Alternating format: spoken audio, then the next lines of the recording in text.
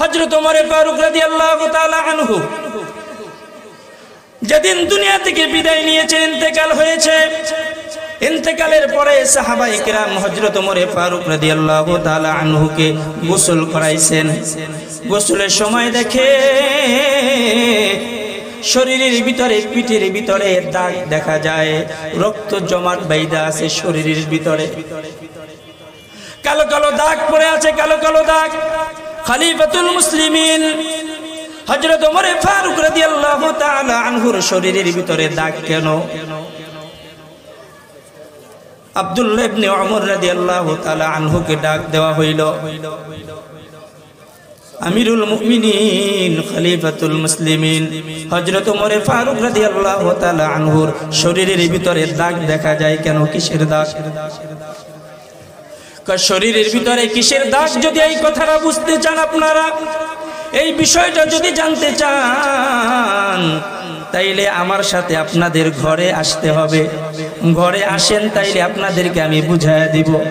সাহাবায়ে কেরাম রাদিয়াল্লাহু তাআলা আনহুম আজমাইন হযরত ওমর ফারুক রাদিয়াল্লাহু তাআলা আনহুর রুমের ভিতরে ঢুকছেন। আব্দুল্লাহ ইবনে ওমর রাদিয়াল্লাহু তাআলা আনহু একটা ডায়েরি বের করে দিয়েছেন। ডায়েরিটা পড়েন, ডায়েরিটা পড়লে আপনাদের প্রশ্নের জবাব মিলে যাবে। কি করেছে ডায়েরির ভিতরে, কি করেছে বলো তুমি? আব্দুল্লাহ ইবনে ওমর রাদিয়াল্লাহু তাআলা আনহু বলেন, আমার বাবার প্রতিদিনের একটা রুটিন ছিল, প্রতিদিনের রুটিন। কয় কি রুটিন ছিল? কয় আমার বাবা রাত্রে যখন ঘুমাইতে আসতো, ঘুমাইতে এসে সারাদিন কি কাজ করেছে ওই কাজের হিসাব করত। সারাদিন কি নেকের কাজ করেছে ওই নেকেরও হিসাব করত। প্রত্যেকটা কাজের হিসাব করতে গিয়া যদি দেখতো যে আগের দিন থেকে আজকের আমল কম হয়েছে, কোনো জায়গায় কোনো ভুল হয়েছে, কোনো একটা অন্যায় হয়েছে, সাথে সাথে ওই যে দেখা যায় ঘরের ভিতরে, রুমের ভিতরে ওই যে লটকানো দেখা যায় একটা চাবুক দেখা যায়, ওই চাবুকটা লইয়া নিজের পিঠের ভিতরে নিজে পিটাইতে থাকতো আর ডাক দিয়া বলতে থাকতো, এরে ওমর, এই গুনাহ নিয়ে হাসরের ময়দানে তুমি শাস্তি ভোগ করতে পারবা না, শাস্তি ভোগ করার মতো তোমার কোনো ক্ষমতা নাই, এই জন্য দুনিয়াতে তুমি শাস্তি পায়া নাও। যতক্ষণ পর্যন্ত মনে সান্ত্বনা না পাইতো ততক্ষণ পর্যন্ত আমার বাবা খলিফাতুল মুসলিমিন হযরত ওমর ফারুক রাদিয়াল্লাহু তাআলা আনহু পিঠের ভিতরে পিটাইতে থাকতো আর বলতে থাকতো, এরে ওমর, হাসরের ময়দানে তুমি আসামির কাঠগড়ায় দাঁড়ানোর মতো যোগ্যতা রাখো না। যে মানুষটা সম্পর্কে আল্লাহ তাআলা জান্নাতের ঘোষণা দিয়ে দিয়েছেন, যে মানুষটা সম্পর্কে আল্লাহর রাসূল সাল্লাল্লাহু আলাইহি ওয়াসাল্লাম ঘোষণা করেছেন, যদি আমার পরে কেউ নবী হয় তাইলে হইতো এমন একজন ব্যক্তি। ওই ব্যক্তি নিজেকে এত টেনশনে রাখতো, এত পেরেশান ছিল দুনিয়ার এই বিষয়গুলোর উপরে, আরে যদি আমার কোনো একটা গুনাহ হয়ে যায় আল্লাহ তাআলার সামনে তো দাঁড়াইতে পারবো না। তাদের থেকেও তো আমরা অনেক বেশি উত্তম, কথা ঠিক কিনা বলেন? তাদেরকে উত্তম না আমরা? উত্তম না হইলে কেমনে হইল?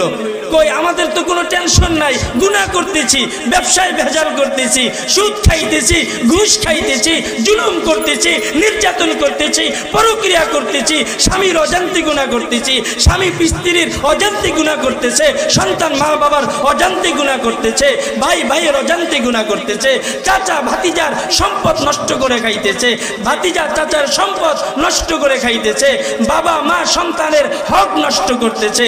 যদি ভয় থাকতো তাইলে তো এই গুনাহগুলো করার কথা না, কথা ঠিক কিনা বলেন? মুসলমান ভাইরা আমার, সাবধান, মরতে হবে, বাঁচতে কেউ পারবো না। পারবো কেউ? গতকালকের ঘটনা আপনারা দেখেন নাই?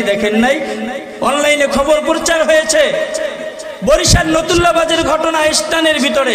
আমি বরিশাল মাহফিল থেকে আসতেছিলাম, অনলাইনে ঢুকলাম, ফেসবুকে ঢুইকা দেখি স্বামী স্ত্রী এবং দুইটা বাচ্চা, ছোট একটা বাচ্চা সামনে বুকের ভিতরে জড়ানো। একটা অটোর সাথে ধাক্কা খেয়ে মোটরসাইকেল থেকে বিবি পড়ে গেছে। বিবি পড়ে গেছে, পড়ার সাথে সাথে পিছন দিয়ে একটা ট্রাক আসছে, ট্রাকে আইসা ওই স্ত্রীকে মাটির সাথে মিশাইয়া দিয়ে চলে গেছে। আপনি এখন বলেন, এই বিবি কি জানতো যে আমার এখানে মৃত্যু হবে? এক সেকেন্ড আগে জানতো? এক সেকেন্ড আগেও তো জানতো না যে আমার মৃত্যু এখানে হবে। বোঝার মতো কোনো সুযোগ ছিল না। মৃত্যু আসছে, ওখানে চলে গেছে। সে তো ভাবছিল যে আমি বাপের বাড়ি যাব, অথবা আমার বাপের স্বামীর বাড়িতে যাব, অথবা কোথাও বেড়াইতে যাব। এই চিন্তা করেই তো তারা বের হয়েছিল, নাকি বলেন? আল্লাহ তাআলা বলেন, তুমি ওখানে যাইবে না, তোমার মৃত্যু তোমাকে এখানে ডাইকা নিয়ে আসছে। যার মৃত্যু যখন নির্ধারণ করা হয়েছে, লিকুল্লি উম্মাতিন আজাল লা ইস্তাখিরুনা সাআতাও ওয়ালা ইস্তাকদিমুন। এক সেকেন্ড আগেও আসবে না, এক সেকেন্ড পরেও আসবে না। যেহেতু মৃত্যু নির্ধারণ করা, যেহেতু দুনিয়া থেকে আপনাকে আমাকে বিদায় নিতে হবে, যেহেতু গুনাহ করে ফেলেছি, এই গুনাহ থেকে আপনার আমার আল্লাহ তাআলার কাছে ক্ষমা চাইতে হবে। এই জন্যই আল্লাহ তাআলা বলেন, ইস্তাগফিরু রাব্বাকুম ইন্নাহু কানা গফফারা। তোমরা তওবা করো, তোমরা তওবা করো, ইস্তিগফার করো, আল্লাহ তাআলার কাছে ক্ষমা চাও। ক্ষমা চাইলে কি করবেন? ইন্নাহু কানা গফফারা। আল্লাহ তাআলা চূড়ান্ত পর্যায়ের ক্ষমাশীল। যদি মাফের মতো মাফ চাওয়া যায়, আল্লাহ তাআলা কিন্তু সাথে সাথে মাফ করে দিবে। ঘোষণা করে দিয়েছেন, উদউনি আস্তাজিব লাকুম। বান্দা, এরে বান্দি, তুই আমাকে ডাক দিবি, সাথে সাথে তোর ডাকে আমি সাড়া দিয়া দিব।